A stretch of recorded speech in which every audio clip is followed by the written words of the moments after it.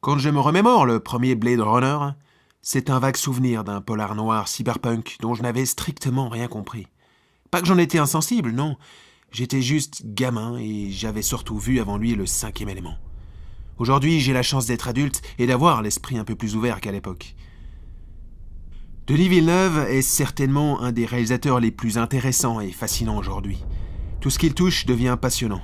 Depuis Incendie, il a sorti des œuvres modernes, tout en donnant une vraie proposition cinématographique. Une vraie patte artistique. Quant à Ridley Scott, je trouve que ça fait depuis plusieurs années qu'il n'arrive plus à exprimer sa vision du cinéma. Ses films surfent plus du côté nostalgique, tombant souvent dans les clichés du cinéma divertissant actuel. Le choix de Denis Villeneuve est donc parfait. Il a l'art de sublimer le gigantisme tout en restant sobre. J'ai donc été rassuré quand j'ai entendu que Scott n'allait pas faire cette suite. Bien que liée au film culte de ce dernier sorti en 1982, cette histoire futuriste, toujours écrite par Hampton Fancher, garde pourtant tout son univers et sa cohérence avec une nouvelle trame centrée cette fois sur l'agent K, interprété par Ryan Gosling. K est un Blade Runner, un chasseur d'androïdes, qui va remettre en question sa propre existence dans un monde déchiré.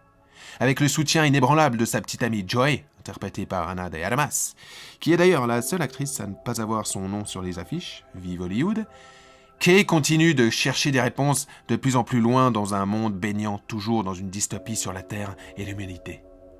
Les scénaristes Hampton Fancher et Michael Green ont fourni à Villeneuve un récit sobre mais cohérent et intelligent. Une histoire mature axée sur l'identité de soi qui s'offre même l'audace de proposer des moments touchants. Ne tombons jamais dans le fanservice, les flashbacks et les références au premier Blade Runner sont intelligemment insérés, liant les deux œuvres suffisamment pour ne pas perdre ceux qui n'auraient pas vu le premier film.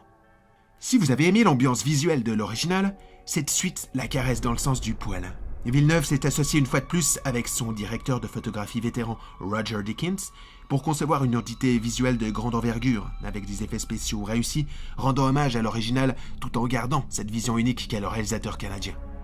Chaque cadre est d'une beauté éblouissante et enivrante. Visuellement impressionnant, la photo du film est vraiment conçue comme une œuvre d'art. Ça sent l'Oscar un plein nez. Alors que dans le premier film, l'environnement était fermé de manière presque claustrophobique, c'en était d'ailleurs quasiment un personnage à part entière, cette version 2049 est beaucoup plus ouverte. Je me suis senti entièrement habité par cet univers métallique et poussiéreux. Le casting est lui aussi excellent. Certes, Ryan Gosling nous refait du Ryan à la sauce Winding Refn, mais cela colle parfaitement au film. Il arrive à composer un personnage profond et touchant, me donnant même quelques subtils moments d'émotion. Le score de Benjamin Wallfisch et Hans Zimmer est également incroyable et participe grandement à la réussite du film. Les basses profondes et les synthés mélancoliques qui s'infiltrent dans chaque scène subliment davantage l'atmosphère. Mes oreilles ont apprécié. Blade Runner est donc une œuvre sombre mais poétique sur la solitude et l'identité, qui pose les bonnes questions de qu'est-ce qu'être humain. Villeneuve n'a pas peur de prendre le temps pour aller au bout de ses propos. Eh oui, le film dure quand même 2h44.